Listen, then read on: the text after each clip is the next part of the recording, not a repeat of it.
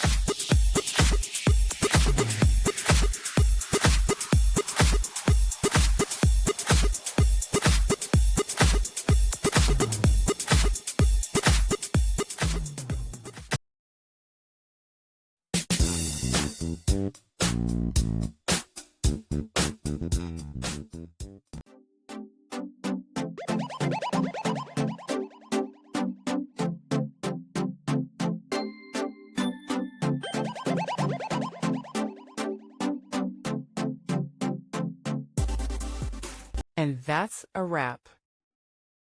I hope you found the answer you were looking for. If you did, take a second to hit that subscribe button. It really helps out. And let me know in the comments which solution worked best for you. See you next time in the debug zone.